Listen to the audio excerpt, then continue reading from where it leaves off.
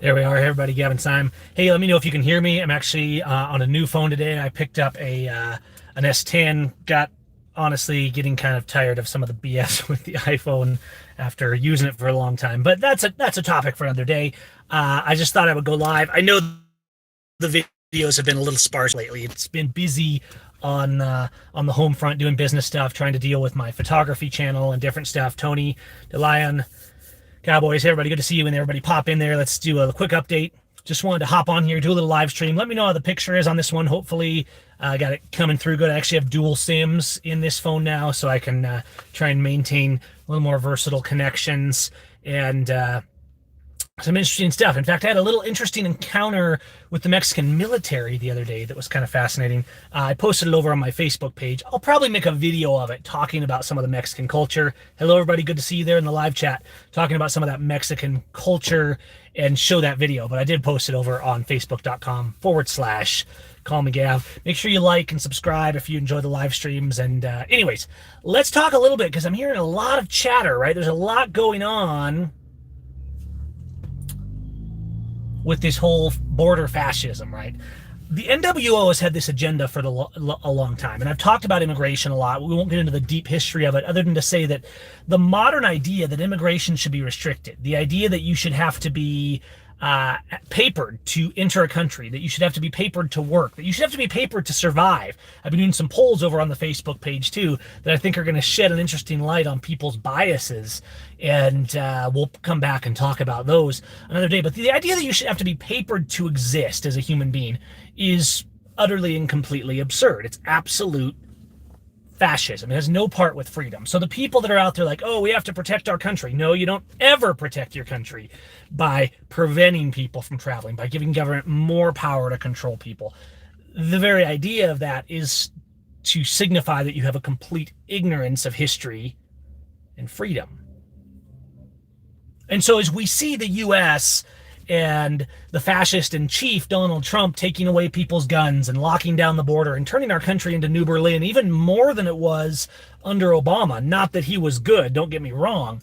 But as you see this psychoticness growing, it starts to spread. And one thing you have to understand about the USA, number one, they spend billions on propaganda to convince the world they're the best, but maybe most of all to convince us slaves in the USA that we're the best, that it's not worth leaving, that we can't leave, that there's nothing better out there, and that the way we're doing it is freedom. That's nationalism in a nutshell.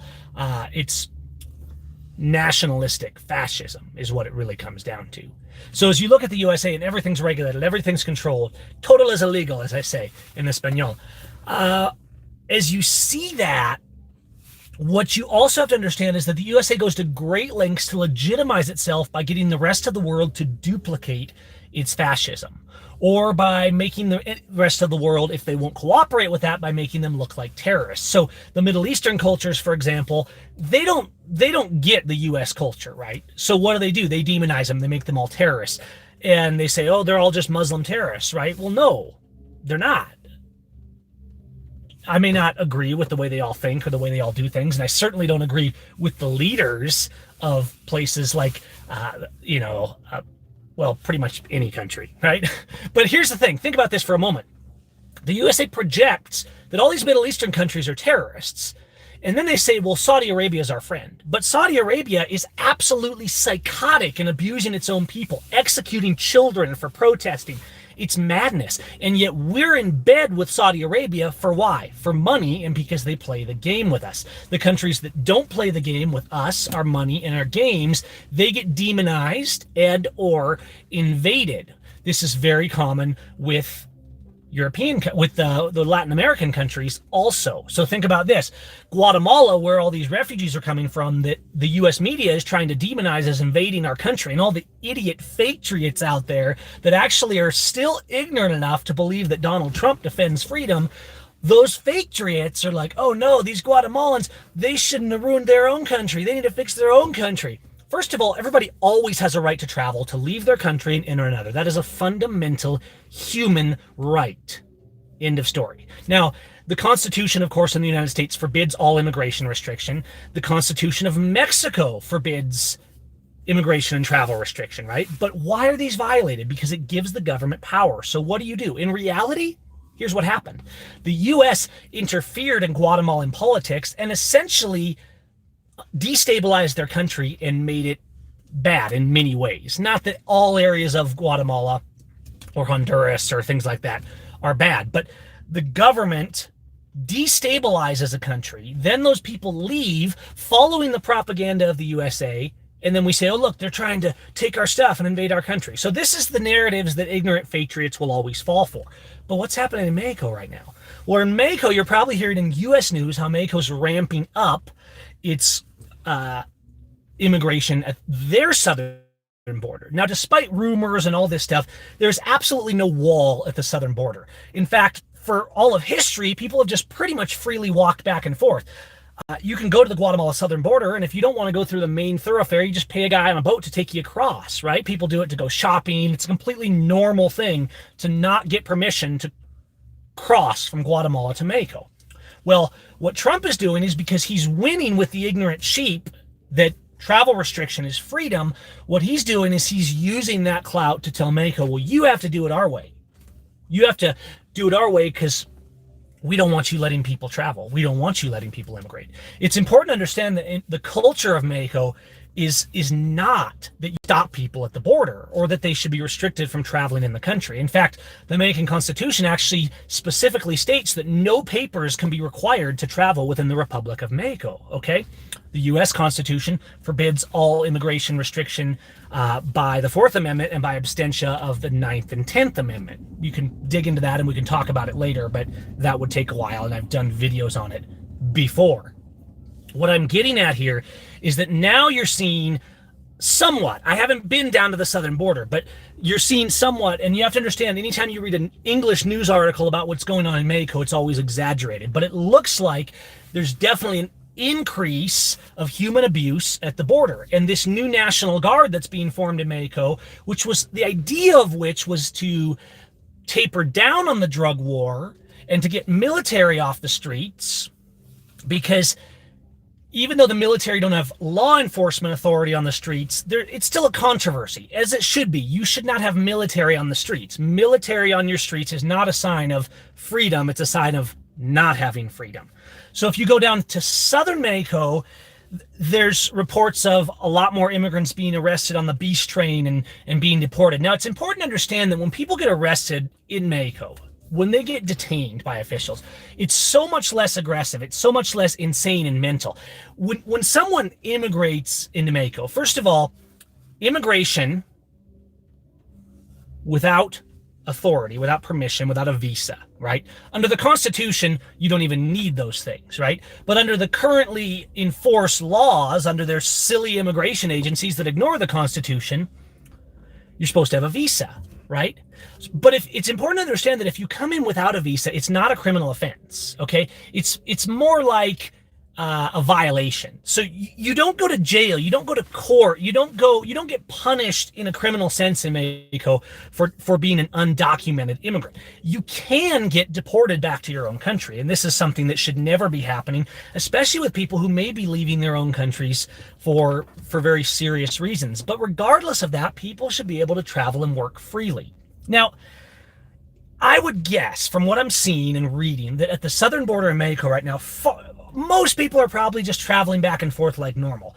But what they are doing is, at the behest of the USA, apparently Donald Trump met with the Mexican officials. What I'm being told by some of the people here in Mexico is that they actually basically locked them in a room with no food and water and bullied them into agreeing to the deal. Now, whether that's true or not, I don't know, but it doesn't matter, because these people are supposed to be defending the rule of law, not selling out their people, their constitution, and human rights to Donald fascist Trump.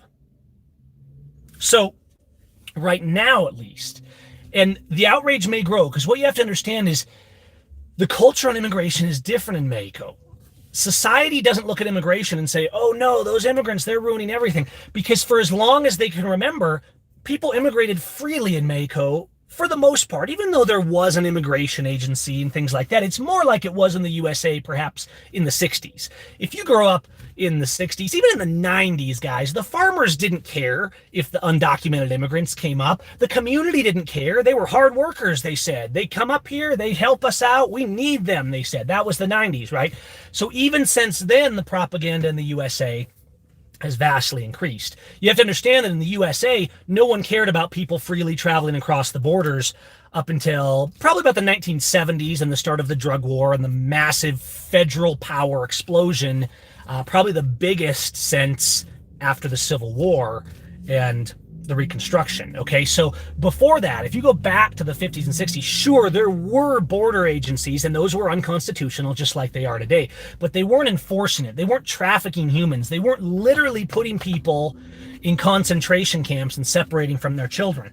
And it's important to understand that when you see stories about Mexico getting more aggressive about their border, they're not doing it like the USA. They don't put people in camps. They might send people home, and then the people probably turn around and come back because it's a lot more of a laid back culture. It's not looked at like, oh, I could go to prison for this.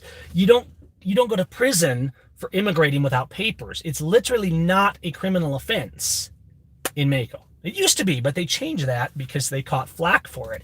So I think hopefully people are a lot more aware of the government corruption. They're a lot more, they're still human beings and they're inherently lazy. That's what all human beings do, is they want to ignore the problems around them. But I do notice a higher level of compassion in Mexican culture.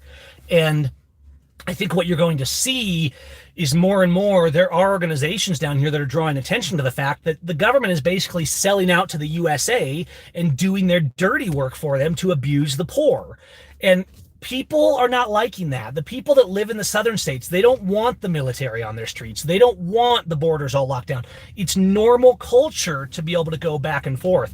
And I'm hoping in the near future to be able to go visit some of the southern states. But you really have to understand, if I can emphasize one thing, and by the way, I completely don't approve of them escalating down here. It makes me sick that the U.S. government, the U.S. government basically came to them and said, if you don't do this our way, we're going to raise your tariffs by 5%.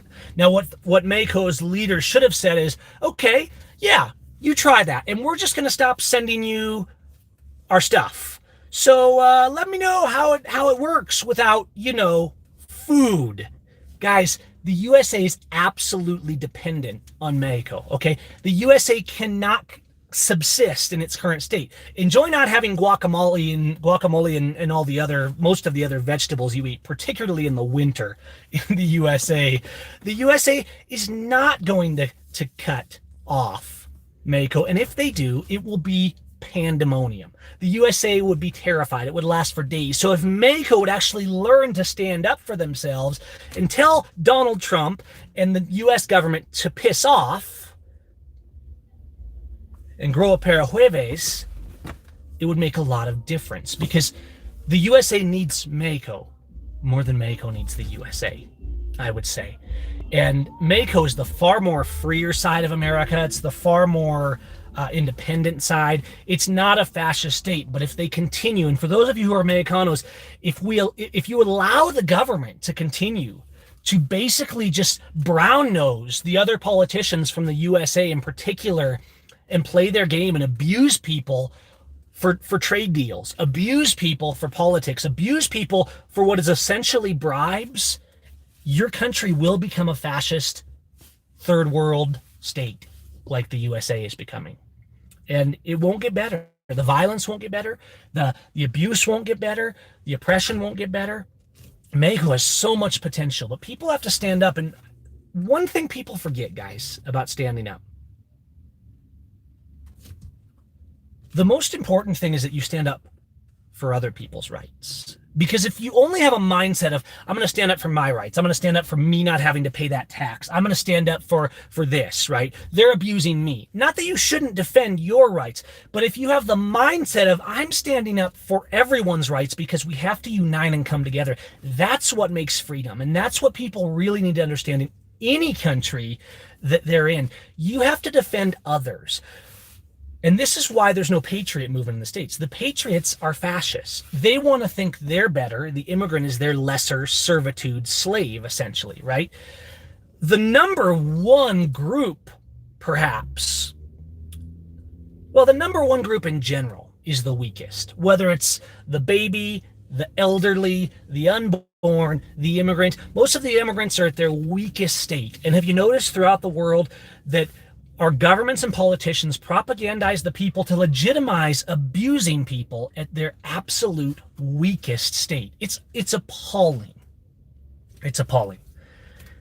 Listen, a justice that doesn't serve the poorest and the weakest of your society and of your world is not justice at all and can never be law. Because the whole purpose of law and justice is to defend the oppressed, the weak, and the abused, not to empower those who are abusing them. And in every case, in every country, we always see the opposite of this. That's because we're not standing up. Because government will never protect us. Government seems to be the nature of the world. There's always going to be some group standing up and organizing and becoming a government, and then the bigger they get, the more corrupt they will get. Which is why you can never rely on voting or government to fix it. You always have to stand up and love your neighbor as yourself. You always have to defend justice. Yes, for you, yes, for your family, but especially for those around you. I see this so often where people are like, hey, yeah, he can't do that to me. I'm going to stand up for myself. Well, what about the guy getting abused over there? See, people think I'm always looking to pick a fight with cops. The reason when there's a group of cops pestering a guy that I walk over with a camera and observe is not because I want to get in a fight. It's not even because it's enjoyable. Sure, I'm a YouTuber. Sure, I sometimes get good videos from it. And of course, I'm going to put those videos on YouTube and I'm going to monetize them, risk my neck to get them. But I don't like doing that and sticking my neck out, especially in the US. It's a little safer here to do that. You do that because the most important thing to defend freedom is to defend justice for the person standing next to you. And that's why the USA has no freedom. That's why the USA is going down. That's why the USA is so screwed. And I just wanted to give you guys kind of a little perspective on Mexico versus the US, how the culture, how fundamentally different it is, and a reminder for people in Mexico not to believe the US propaganda, not to fall for it, not to fall for the fact that the immigrant's an invader or an enemy. That culture doesn't yet exist in Mexico. But if the NWO, who wants to lock down all your borders and keep you in your countries and your prison camps, has its way, that will continue to spread. So remember that anytime someone's saying immigrants should not be allowed to travel, immigrants should not be allowed into the country without permission, immigrants should be deported, these aren't patriots. These are NWO fascists that are promoting the idea that you're superior based on the documents and the permissions that you have from government. When the founding fathers, the constitutions, and natural law, and any freedom lover says, no, government gives me none of my freedoms, and they can't take any of them away regardless of their laws.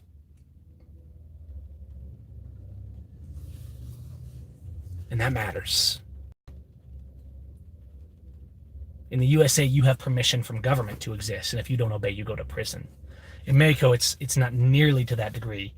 But people have to unite, stand up for human rights, and just say no to the evil parasites that call themselves law and order. The person who defends law and order is the one that defends law and order equally, especially for the weakest and poorest, because usually they're the ones getting taken advantage of the most. When instead, our countries, the USA, the world pretty much, and yes, spreading to Mexico, is saying, well, let's abuse the weak and the poor for trade deals, for bribes, for money, for political points. That's not law, and it cannot be tolerated no matter where you live in the world. All right, guys. I've been looking at your comments. I've just been trying to stay on topic here. We're at about 20 minutes. I don't want to go too much over that. Hope the picture quality was okay today on this new phone. It looks good from where I'm sitting. Flamingo, yeah, we'll have to touch bases sometime and go out and do a vlog. But I am getting better at my Spanish. So, yes, I don't know. Somebody was asking about Pat Kennedy. I think he might have got a promotion. That's usually what corrupt, dirty cops get in the USA, is a promotion. So, yes, okay, good. Glad it's coming through good. And yeah, little upgrade on the phone here. We'll see if I can stand Android after being an iOS user after all these years. But I really was getting tired of being locked in And thank you all. Spread the word, share this, like it, subscribe it, or make a video about it yourself. And I hope we covered some of these points. Remember not to believe what you're hearing about Mexico and U.S. news. Yes, there's corruption, there's abuse, there's bad things happening everywhere. But here's a guideline. If you're reading it in English, it's probably been sensationalized, propagandized, or is an outright lie if it's about a Latin American country. All right. So look for sources and then go find those sources. Go find the original source articles in Spanish and see what they're actually saying, because the USA thrives, right? Remember, they legitimize, the US government and its media legitimizes their tyranny, their fascism, and their terrorism of the world by A, convincing other people to do the same actions as they are doing, or B, demonizing those other people as the enemies, invading, murdering, killing, destroying, and robbing them. That's the MO of the USA. Live free, stand up, resist blue ISIS, and most of all, love your neighbor as yourself. Hey guys, thank you. I'll try to do another Q&A soon if you want it, and we'll get more of your questions, but I think we kind of covered. I was watching your chat. Appreciate you being in here live, and we'll talk to you guys soon. Spread the word.